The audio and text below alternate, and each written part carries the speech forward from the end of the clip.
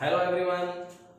अब आज का हमारा नया टॉपिक है 1.7 पैकिंग इफिशियंसी। तो पैकिंग इफिशियंसी होती क्या है? तो इसके नाम से क्लियर है, पैकिंग मतलब हमारे कंस्टिट्यूएंट पार्टिकल से हमारे एटम को फिल करना है। तो इसको आप लिख सकते हैं, इसका definition percentage of total space filled by particles. क्या? Percentage of total space filled by particles. Percentage of total space filled by particles. तो कितना स्पेस हमने फिल करने में सफलता पाई है और कितना खाली रह गया वो 100 में से माइनस कर लेंगे। तो आज हम कुछ अपने लैटिस के पैकिंग इफिशियंसी निकालने का सीखेंगे कि किस लैटिस का पैकिंग इफिशियंसी कैसे निकालते हैं। तो आइए अब शुरू करते हैं अपना पहला topic, simple cubic lattice.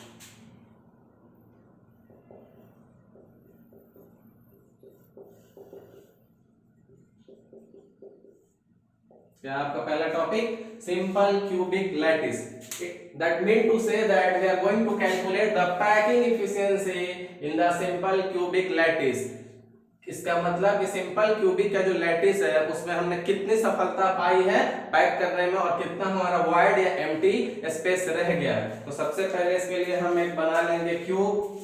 Simple cubic कैसे बनता है देखिए,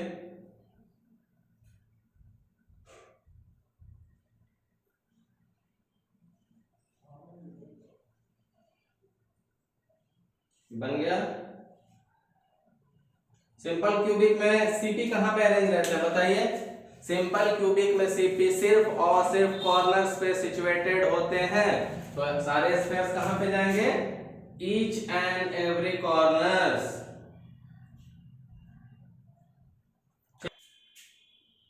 तो अब देखिए आठों कॉर्नर्स है। मैं आपको पहले भी पढ़ा चुका था कि एक कॉर्नर्स का इफेक्टिवनेस कितना होता है? 1/8। टोटल कॉर्नर्स कितने हैं? 8। तो इसका जेड कितना आता था हमारा?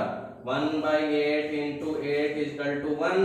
तो जब जेड 1 आता था that means to say that कि ओवरऑल इफेक्टिव स्फीयर कितने थे इसमें? 1। Overall effective sphere 1। और हमें निकालनी है इफिशियंसी। इफिशियंसी को देखिए कैसे डिनोट करते हैं? Efficiency percentage. तो हमने जो फिलिंग की है स्फीयर्स की वो हमारे कितने हैं? 1। तो वॉल्यूम ऑफ 1 एटम या स्फीयर, क्या वॉल्यूम ऑफ, और एटम्स कैसे होते हैं? स्फेरिकल। और डिवाइडेड किससे करेंगे? Total volume. और टोटल वॉल्यूम कैसा शेप है हमारा? वॉल्यूम ऑफ क्यूबिक यूनिट से।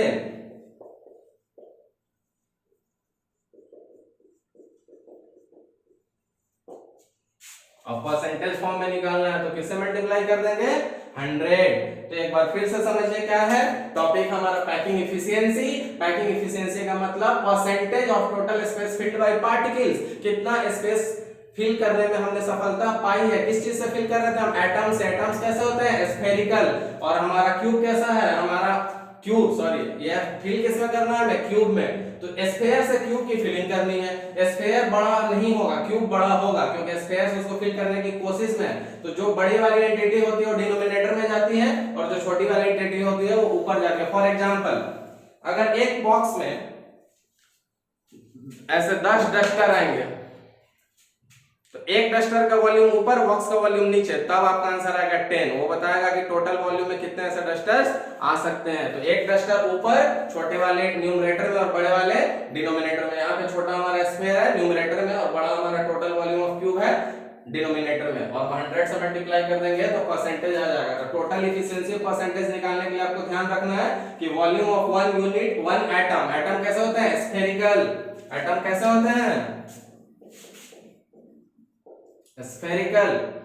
तो अब आपको पता है कि स्फीयर की वॉल्यूम क्या होती है, आपने पढ़ा है 4/3 पाई आर क्यू। और एक ही स्फीयर है तो आपको कोई टेंशन लेने की जरूरत नहीं है। यही होती है स्फीयर की वॉल्यूम। अब आपको क्यूब की वॉल्यूम बतानी है। जो भी आपका क्यूब दिया हुआ उसके ईच एंड एवरी साइड ए है। सारा साइड क्या है? ए है। बट अगर हम ए के फॉर्म में डिवाइड करेंगे तो हमारा आंसर न्यूमेरिकल नहीं आ पाएगा, इसलिए हम ए को आर में कन्वर्ट कर देंगे। आर आर कैंसिल आउट हो जाएगा और हमारा न्यूमेरिक वैल्यू आ जाएगा। तो यहाँ ध्यान से देखिए, ये जो स्फीयर्स है वो ऐसे फिल रहते हैं। जब इसको जूम करेंगे तो देखिए कैसे दिखेगा। ये हमारा साइड, कोई एक साइड, दिस वन, ठीक है। अब इस साइड में ये वाले जो स्फीयर होंगे वो ऐसे लगेंगे आके जैसे कि वो कंप्लीटली इसको ऑक्यूपाई कर लें, और इस साइड से ये वाले स्फीयर बड़े होंगे। ध्यान से देखिएगा, ये वाला स्फीयर कौन सा है, ये 2 वाला। ये वाला स्फीयर कौन सा है, ये 3 1। और ये लाइन कौन सी है हमारी, ये वाली। ठीक है, इसको 1 कर लीजिए ताकि कोई कंफ्यूजन नहीं रहे। 1 2 3। First one, this line, this edge, इस एज पे सिचुएटेड 2 स्फीयर, दोनों स्फीयर अपने आप को मैक्सिमम यूटिलाइज करेंगे ताकि हम मैक्सिमम पैकिंग कर सके, और दोनों स्फीयर आइडेंटिकली होते हैं, आइडेंटिकल होते हैं। अब यहाँ ध्यान से देखिए, साइड कितना था, a, और ये इस हाफ को ध्यान से देखिए, क्या है इस स्फीयर का, रेडियस। ये क्या है इस स्फीयर का, रेडियस। दोनों रेडियस इक्वल, इसलिए r r, तो a इक्वल टू r प्लस r equal to 2r, a equal to 2r। तो अब यहाँ अगर क्यूब की वॉल्यूम क्या होती है, एक क्यूब, बट एक क्यूब के फॉर्म में रखने से हमारा काम नहीं चलेगा, तो एक का सब्स्टिट्यूशन कर दीजिए 2r के फॉर्म में, 2r क्यूब इनटू 100। अब जरा आप इसको सोल्व कीजिए, एक बार और ध्यान रखिए, इफिशिएंसी परसेंटेज निकालनी है। ऊपर वॉल्यूम ऑफ 1 स्क्वायर, क्योंकि ओवरऑल कंट्रीब्यूशन 1 आया था, और नीचे volume of cube. Volume of cube हम इजीली a क्यूब कर सकते थे, पर ऊपर हमारा a नहीं है कि कैंसिल आउट हो और न्यूमेरिकल आंसर्स आए, इसलिए a को हमने रिलेट किया किससे, r से। तो a क्या था हमारा, ये साइज था, एज था, सॉरी ये एज था, और इस एज पे 2 सर्कल लगे हुए थे, तो इस एज पे 2 रेडियस, एक लेफ्ट वाले सर्कल का स्फीयर का, एक राइट वाले स्फीयर का, r प्लस r 2r, तो a को 2r से रिप्लेस किया, और a क्यू होता है स्फीयर का वॉल्यूम, तो 2r क्यूब। अब इस सबको आप सॉल्व कर लेंगे तो आपका आंसर आ जाएगा 52.36%। तो इसको कितना कंसीडर कर सकते हैं, अप्रॉक्स। तो इस पैकिंग में इस क्यूब की 52.4% पैकिंग हुई है, तो खाली कितना रह गया है जगह, एम्प्टी स्पेस कितना रह गया है, 100 माइनस 52.4 खाली रह गया है। तो इसको अच्छे से लिख लीजिए। फिर अगला टॉपिक हमारा आएगा बीसीसी, क्योंकि सिंपल क्यूबिक हो गया। सिंपल क्यूबिक में मैंने क्लियर किया हुआ है कि कॉर्नर सिर्फ 8 होते हैं और सारे कॉर्नर्स पे सिचुएटेड होते हैं। 8 तो कॉर्नर्स होते ही हैं, पर सारे स्फीयर सिर्फ कॉर्नर्स पे सिचुएटेड होते हैं। एक कॉर्नर का 1/8, total 8 corner, effective sphere 1 sphere के हमने इफेक्टिवली पैकिंग की, उसकी वॉल्यूम और टोटल वॉल्यूम क्यूब का वॉल्यूम साइज a दिया हुआ है कि a क्यू होता, बट a कैंसिल आउट नहीं हो पाता, तो a को r में रिलेट कर दिया हमने। इस साइज को लिया हमने साइज a, और इक्वल टू उस सेम लेंथ में 2 रेडियस है 2r, तो a की जगह 2r सब्स्टिट्यूट किया, a की जगह 2r क्यूब, और जब सॉल्व कर देंगे तो परसेंटेज में 52.4 हो जाएगा। तो अब हम चलते हैं अपने अगले टॉपिक पे, पैकिंग एफिशिएंसी इन बीसीसी। तो पहले मैं इसको रफ कर लूं। तो चलिए अब हम करते हैं अपने पैकिंग एफिशिएंसी किसमें, बीसीसी में, body centred cubic. Body centred cubic में अपना पैकिंग करते हैं, बॉडी सेंटर क्यूबिक स्ट्रक्चर में पैकिंग। तो पहले हम अपना इसका डायग्राम ड्रॉ कर लेंगे। बॉडी सेंटर्ड क्या होता है आप बताएं, पहले क्यूब बन जाएगा,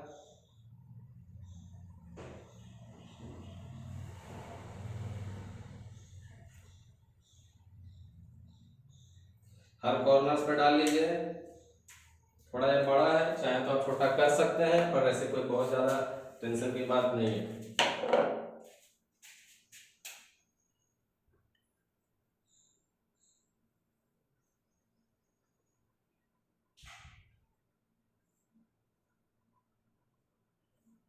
ठीक है, अब क्यूब बन गया हमारा।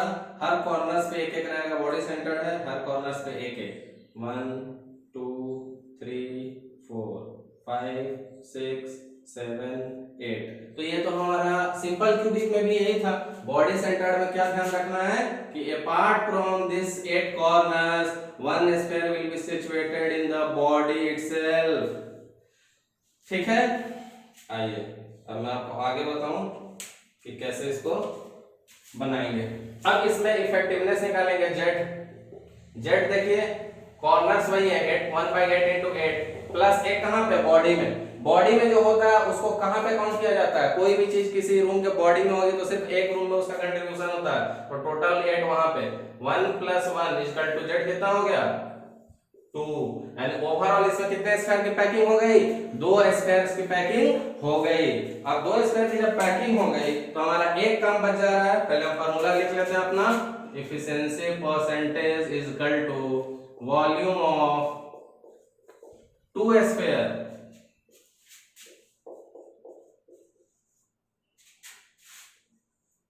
या volume occupied by 2 square and divided by volume of cubic unit cell, और उसको मल्टीप्लाई कितने से कर देंगे, 100 से, ताकि आंसर हमारा परसेंटेज फॉर्म में आ जाए। फिर हमें यहाँ पे रेडियस और ए, क्योंकि सबका साइड कितना है, एज ए को आर में कन्वर्ट कर लेना है लाइक प्रीवियस वन। सिर्फ इतने जगह पे आप ध्यान देंगे, सिर्फ इस प्लेस पे, मैं सिर्फ इसको जूम कर रहा हूं। ये 3D में है, ये जो बॉल है पूरे रूम के बीच में है, किसी फेस पे नहीं है, ध्यान रहे। तो दिख रहा है आपको यहाँ 2D में, पर एक्चुअली है 3D में, दिख रहा है 2D में पर है 3D में। तो ये इस फोटो जरा ध्यान से देखें, यहाँ पे क्या होगा, रेडियस, यहाँ पे क्या होगा 2r, क्योंकि रेडियस रेडियस और इसका रेडियस, ओवरऑल कितना रेडियस हो रहा है इस कोने से इस कोने तक, देखिए r plus 2r plus r। अब मैं बार बार बोल रहा हूं ध्यान से, ये जो बॉल रखा हुआ किसी फेस पे नहीं है, बॉडी में, और किसी भी इस क्यूब के बॉडी डायगोनल कितना होता है, √3a। अब √3a कैसे होता है, तो ये जानने के लिए आप अपने रूम को जूम कीजिए, इसी रूम को जूम कीजिए, सारे साइड सारे एजेस a हैं और हमें ये बॉडी डायगोनल चाहिए। तो जो बॉडी डायगोनल चाहिए तो ये कितना होगा, ये a।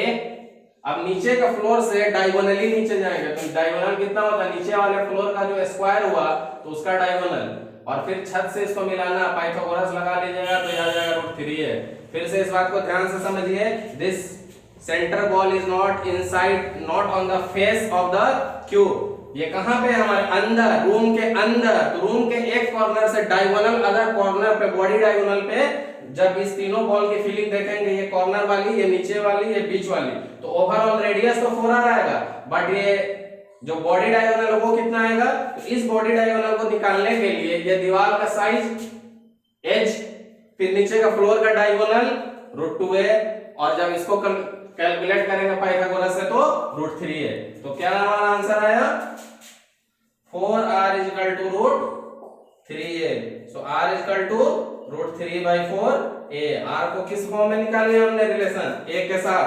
अब बस सब्स्टिट्यूट कर देना है, वॉल्यूम ऑफ 2 स्क्वायर, स्क्वायर की वॉल्यूम हमें पता है 4/3 पाई r क्यूब, और दो स्क्वायर हमने निकाला था इसलिए 2 से मल्टीप्लाई कर दिया। नीचे volume of cubic unit cell, तो a क्यूब, a का रिलेशन r से निकाल लिया हमने, a का रिलेशन हमने r से नहीं निकाला है, ध्यान से देखिए, उल्टा r का हमने a से निकाल लिया है, हमें a का r से निकालना है। तो यहाँ ध्यान से देखिए, a को a की वैल्यू निकालिए, इसको उल्टा करके लिखिए, a equal to 4/√3r, a equal to 4/√3r। वहां हमने r को a में निकाल लिया था, बट हमें a को r में निकालना है, क्योंकि क्या चाहिए हमें, a क्यूब, तो 4/√3r cube into 100।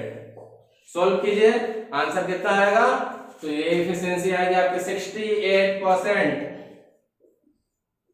Body diagonal, previous one BCC का कितना आया था, सॉरी सिंपल क्यूबिक का कितना आया था, 52.36%, अप्रोक्सीमेट किया था हमने 52.4% से। उससे अच्छी पैकिंग बीसीसी की हुई, क्योंकि बीसीसी की एफिशिएंसी कितनी आई, 68%। तो उससे बेटर पैकिंग है, बट हम और बेटर के लिए ट्राई करेंगे, तो हम अपने अगले वर्जन में चलेंगे in place of BCC FCC. तो आइए इसको रब करते हैं और चलिए, तो अगला हम करते हैं पैकिंग एफिशिएंसी इन एफसीसी। इसको और दूसरे कौन कौन से नाम से हम जानते हैं, पढ़ाया था हमने आप लोगों को। तो पहले एफसीसी से कंफ्यूज मत होइए, एफसीसी में कीजिए फेस सेंटर्ड क्यूबिक। तो पहले इसका भी क्यूब बना लीजिए,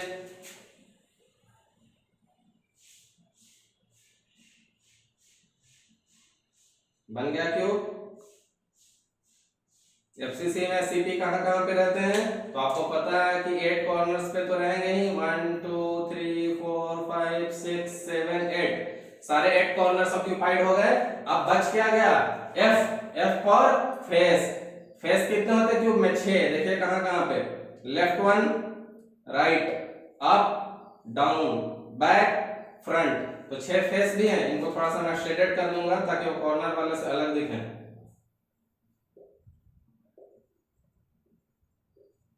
चलिए इसका जेड निकाल लेते हैं, जेड कितना आता है इसका, तो कॉर्नर्स का कंट्रीब्यूशन हर बार की तरह 1/8 into 8 प्लस फेस पे जो भी स्फेयर रहेगा वो दो रूम में दिखेगा, किसी घर की एक दीवार को तोड़िएगा, फेस को तोड़िएगा, दो रूम में उसका इफेक्ट दिखेगा, तो फेस का क्या कंट्रीब्यूशन आ गया 1/2 और टोटल फेस कितने हैं 6, तो यहां से आ गया कंट्रीब्यूशन 1, यहां से आ गया कंट्रीब्यूशन 3, तो एफसीसी का जेड कितना हो गया 4।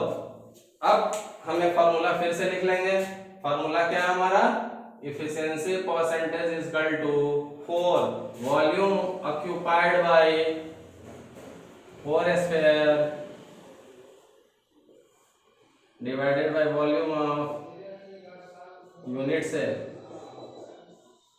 इनटू 100, फिर वही काम, यूनिट सेल की वॉल्यूम a क्यू, क्योंकि हर क्यूब का सारा h कितना है a, बट a से हमें काम नहीं बनेगा क्योंकि हम r के थ्रू काम कर रहे हैं, तो किसी एक फेस को पकड़ लीजिए, मैं इस फेस को पकड़ता हूं, ध्यान से देखिए, मैं इसको जूम कर रहा हूं आपके लिए, कोई भी एक दीवार पकड़ लीजिए, दीवार कैसे होगा, ऐसे होगा एक दीवार, कोई भी दीवार ले, इस दीवार में एक फेस पे डाला हुआ है, कॉर्नर्स पे डाले हुए, फेस वाला पहले बना लेते हैं, ये कॉर्नर्स, ये कॉर्नर्स, फिर से देखिए कहानी वही दिखेगी, इस क्यूब का रेडियस, इस क्यूब का रेडियस, अनरेडियस डायमीटर, इस क्यूब का रेडियस, ओवरऑल कितना क्यूब हो गया, इसको 2r कहेंगे, ये रेडियस नहीं है, दोनों मिलकर 2r, तो ओवरऑल कितना हो गया आपका r plus 2r plus r, ये 2D में है क्योंकि फेस पे है, उस समय बीसीसी में बॉडी में था, बीसीसी में जो हमने स्फीयर रखा था ध्यान रखिए वो 3D में था बॉडी में, इसलिए हमारा आंसर √3a आया था, पर ये सिंपल स्क्वायर और स्क्वायर का रूट कितना होता है, अगर साइड उसका a हो तो उसका स्क्वायर का डायगोनल कितना होगा √2a, तो 4r = √2a। अब हम a की वैल्यू r के फॉर्म में निकालेंगे, तो देखिए a = 4r by √2, that means to say that a = 2√2r, इतना आप समझ गए, a = 2√2r। अब वॉल्यूम ऑफ 4 स्फीयर, तो 4 का मतलब 4 पहले, स्फीयर की वॉल्यूम 4/3 pi r क्यूब, और volume of unit cell a cube 2√2r cube into 100। जरा इसको सॉल्व कीजिए आप और क्वेश्चन आंसर बताइए। 74% highest among this three. BCC में कितना आया था 52.36, अप्रोक्सीमेट किया था हमने 52.4 पे, सॉरी सिंपल क्यूबिक में कितना आया था 52.36 और उसको अप्रोक्सीमेट किया था हमने 52.4% से। इसके बाद बीसीसी किया था, बीसीसी में कितना परसेंटेज आया था इफिशिएंसी 68, इफिशिएंसी उसकी अगर 68% थी तो उसमें एम्प्टी जगह कितना था 100 माइनस 68 कितना होगा आपका 32 जगह खाली रह गई थी। अब 74 पैकिंग हो चुकी है इफिशिएंसी, तो खाली कितना हो गया 100 माइनस 74 सिर्फ 26%। तो इन तीनों का अगर कंपेयर करें एक जगह तो देखिए हमारा सिंपल क्यूबिक की इफिशिएंसी, सिंपल क्यूबिक की इफिशिएंसी कितनी थी 52.4%, बीसीसी की 68% एंड एफसीसी की 74%। क्लियर है। अब कोई आपको पैकिंग एफिशिएंसी की जगह अगर एम्प्टी या वॉइड पूछ दे तो 100 में से घटाते जाइए, तो सबसे अच्छी पैकिंग अब तक कौन सी हो गई एफसीसी। तो चलिए एफिशिएंसी के बाद हम चालू करते हैं अपना अगला टॉपिक। आइए इसको पहले मिटा लेते हैं। चलिए तो हम चलते हैं अपने अगले topic, calculation involving unit cell dimensions. Calculation involving unit cell dimension. अभी तक जो हमने यूनिट सेल पढ़ा उसके डायमेंशंस के बारे में बात करेंगे। इसमें थ्योरेटिकली बहुत ज्यादा कुछ नहीं पढ़ना हमें। एक इंपॉर्टेंट फार्मूला है जो मैं नोट डाउन कर देता हूं, आप भी नोट कर लीजिए। D = ZM AQNA, D = ZM AQNA। इस फार्मूला को अगर आप समझ गए तो बस 1 2 3 4 5 5 में यहाँ पे आपको अल्फाबेट्स दिख रहे हैं, 5 एलिमेंट्स हैं या 5 एंटिटीज हैं। आउट ऑफ 5 एनी 4 गिवन रहेंगे और एक आपको निकालना है। कोई बड़ी बात नहीं है, 5 में से 4 दिए रहेंगे और पांचों आपको निकाल लेना है। तो सबसे पहले ये बताइए कि डी क्या होगा, लिखते जाइए। D is equal to density of the solid. लिखिए D is equal to density of the solid. अब बताइए तो जेड क्या होगा। अभी पिछले जो हमने टॉपिक खत्म किया था सिंपल क्यूबिक बीसीसी एफसीसी, उसमें हर जगह जेड का हमने यूज किया था। जेड क्या है, number of atoms in one unit cell. Number of atoms in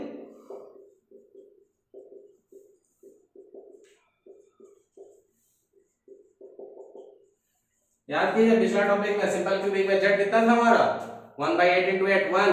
BCC में जेड कितना था, बॉडी का एक कॉर्नर का 1 2 और एफसीसी में जेड कितना था, फेस का 3 एंड कॉर्नर का 1 4। तो वही जेड है, number of atoms in one unit cell. A क्या है बताइए, edge length of the cube. सब हमने अभी जस्ट प्रीवियस टॉपिक में पढ़ा।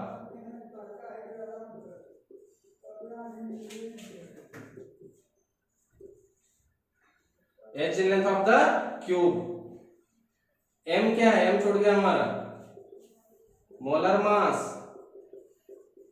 और एन आप लोग बहुत अच्छे से जानते होंगे, एवोगाड्रोस कांस्टेंट। इसकी वैल्यू कितनी होती है 6.022 into 10 to the power 23 atoms per mole.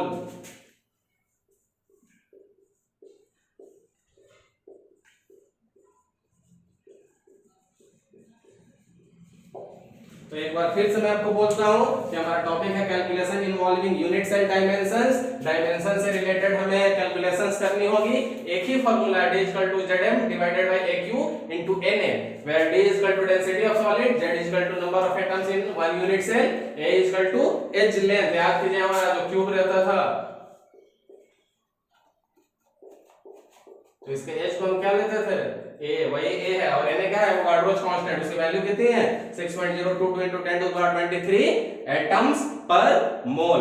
तो अब इस फार्मूला पे आपको इसमें आउट ऑफ 5 जो हमारे वेरिएबल्स हैं उसमें 4 दिए रहेंगे और एक आपको निकालना है। तो चलिए इस पे थ्योरेटिकली ज्यादा कुछ पढ़ने की जरूरत नहीं है, हम डायरेक्टली कुछ प्रॉब्लम प्रैक्टिस करेंगे और आपका एक चीज ये टॉपिक वेरी इजीली बहुत आसानी से क्लियर हो जाएगा। तो क्वेश्चन देखिए, एक्स-रे डिफ्रैक्शन स्टडीज, एक्स-रे का डिफ्रैक्शन क्या शो कर रहा है, X ray diffraction studies shows that copper crystallizes in an FCC. तो एक इंफॉर्मेशन आपको मिल गया है कि एफसीसी में जेड कितने होते हैं, एफसीसी में जेड कितने होते हैं, कॉर्नर्स का contribution 1/8 into 8 plus body face वाले का 2 और 6 फेस 1 + 3। एफसीसी में जेड कितना होगा आपका, जेड इक्वल टू 4। एक इंफॉर्मेशन यहां से क्लियर हो गया आपका कि जेड कितना होगा 4 होगा। विद द सेल एज कौन सा आपका ए की भी वैल्यू क्लियर हो जाती है। यहां से कितनी है 3.608 into 10 to the power -8 centimetre. एक काम आपका ये भी हो गया ए। In separate experiment copper determines to have a density, density मतलब डी भी दी हुई है, तो डेंसिटी कितना हो गया आपका 8.92 ग्राम पर सीएम। तो डी इक्वल टू कितना गिवन है, देखिए 8.92 gram per cm cube. Calculate the atomic mass, molar mass, M निकालना है। इसी फार्मूला में एम को इधर रखिए, D A Q N A divided by Z. D इसमें आपको निकालना क्या है एम, तो आप कंफ्यूज क्यों हो रहे हैं, एम को यहां रख लीजिए, सबको इधर ट्रांसफर कीजिए, D A Q N A और डिवाइडेड बाई क्या होगा जेड। तो लिखिए निकालना क्या है आपका मास एम। तो फार्मूला आपका क्या बन जाएगा, एम को यहां रखिए, D A Q N A divided by Z. D की वैल्यू कितनी है बताइए जल्दी से, 8.92 gram per cm cube.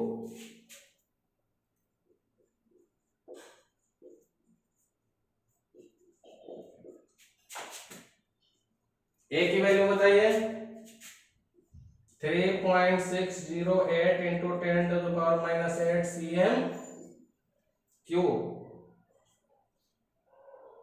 D यहाँ से कॉपी कर दिया हमने, ए यहाँ से कॉपी कर दिया, एक ऊपर क्यू लगा दिया। एन आपको क्लियरली पता है क्या होता है, 6.022 into 10 to the power 23 atoms per mole. थोड़ा अगर आपको नहीं भी दिखे तो मैं रिपीट कर देता हूँ, 6.022 into 10 to the power 23 atoms per mole. ये वही एंटिटी है जो यहाँ है। अगर कुछ बोर्ड पे नहीं दिखे तो भी परेशान मत होइए, यहाँ पे वही लिखा हुआ है जो ये Na की वैल्यू है।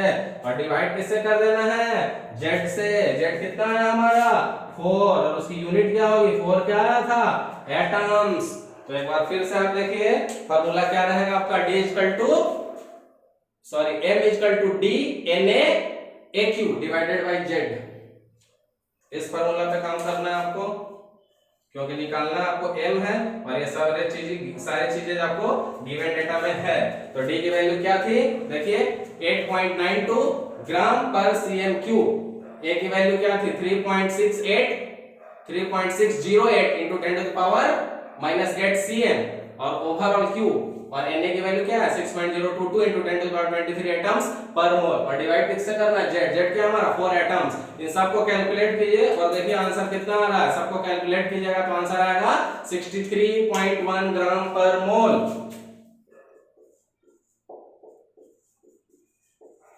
और मोलर मास को दूसरा कौन से यूनिट में लिख सकते हैं, या सॉरी यहाँ मोलर मास नहीं एटॉमिक मास है, तो atomic mass of the copper equal to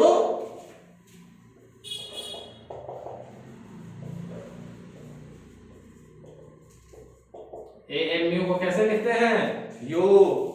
तो चलिए इस प्रॉब्लम के बाद हम एक और प्रॉब्लम करेंगे ताकि आपका और क्लियर कॉन्सेप्ट हो। चलिए तो अपना अगला क्वेश्चन करते हैं, सेम फार्मूला पे क्वेश्चन देखिए। Silver forms CCP lattice. यहाँ से क्या इंफॉर्मेशन मिल रहा है, हमारा लैटिस कैसा है, CCP लैटिस किसको कह सकते हैं, FCC को। तो FCC से हम क्या निकाल सकते हैं, यहाँ पे Z कैसे निकालते थे FCC का, कॉर्नर से कंट्रीब्यूशन कितना आता था उसका 1/8 into 8 प्लस फेस का 1/2, टोटल 6 फेस, यहाँ से 1 यहाँ से 3, टोटल कितने आ जाएंगे 4। तो Z क्या मिल गया हमें 4 एटम्स यहाँ से मिल गया। Study special so that the edge length क्या होता है हमारा, A होता है एज लेंथ ऑफ क्यूब। मिट गया होगा। A की वैल्यू देखिए कितनी है, 408.6 पिकोमीटर यानी 10 to the power minus 12 metre. तो ये हमारा काम हो गया। क्या हो गया हमारा A, ये क्या हो गया था हमारा FCC या CCP। और फिर से लिखता है इतना। कैलकुलेट द डेंसिटी, हमें निकालना क्या है, डेंसिटी D। और एटॉमिक मास कितना दिया हुआ हमारा, मास कितना दिया हुआ है, दिया हुआ 107.9 U मतलब AMU या ग्राम पर मोल। केजी में बदलने के लिए 10 to the power minus 3 का मल्टीप्लायर डाल देंगे, ग्राम पर मोल से केजी पर मोल हो जाएगा। तो हम कितना हो गया हमारा 107.9 into 10 to the power minus 3 KG पर मोल। अब हम अपना ये फार्मूला अप्लाई कर लेंगे। तो लिखिए फार्मूला क्या है, D is equal to Z into M AQNA। सारी वैल्यू सब्स्टिट्यूट कीजिए, सब आपको गिवन है। Z के जगह पे क्या लिखेंगे 4 एटम्स। M कितना है आपका 107.9 into 10 to the power minus 3 kg पर मोल। A कितना है आपका, A कितना है 408.6 into 10 to the power minus 12 metre. और Na कितना होता है 6.022 into 10 to the power minus 23 atoms per mole. अब जरा ध्यान से इस कैलकुलेशन को आप कीजिए, डेटा एक बार फिर से मैच कर लेंगे। Z की वैल्यू क्या है हमारी 4 एटम्स, और हमारा M का वैल्यू कितना है 107.9 into 10 to the power minus 23 kg पर मोल। A कितना है हमारा 408.6 into 10 to the power minus 12 metre, और सबका होल Q क्योंकि फार्मूला में AQ है, और Avogadro constant 6.022 into 10 to the power minus 23 atoms per mole. सबको कैलकुलेट कर लीजिएगा तो आंसर देखिए कितना आएगा 10.5 into 10 to the power 5 sorry 10.5 into 10 to the power 3 kg पर मीटर क्यूब। लिखिए 10.5 इंटू 10⁻³ kg पर मीटर क्यूब। 10.5 इंटू 10⁻³ kg पर मीटर क्यूब। अब बोलिएगा आप ये कहां से यूनिट आया, तो ध्यान से देखे कहां से आया, एटम से एटम्स गया, मोल से मोल गया, बच ऊपर क्या गया आप देखिए केजी, और नीचे क्या बच गया था, मीटर क्यूब। देखिए गलती पकड़ में आ गई, फॉर्मूला क्या आपका ए क्यू, ए की वैल्यू आपने कॉपी कर दी यहां से, और क्यू लगाना भूल गए, तो इसीलिए क्यू। तो यही आपका आंसर आएगा 10.5 इंटू 10⁻³ kg पर मीटर क्यूब। तो आई होप कि आज आप टॉपिक 1.7 एंड 1.8 दोनों अच्छे से समझ गए होंगे। फिर भी अगर आपको कोई परेशानी हो तो मुझे कमेंट कीजिएगा, मैं आपको उसका सॉल्यूशन बताऊंगा। Thank you.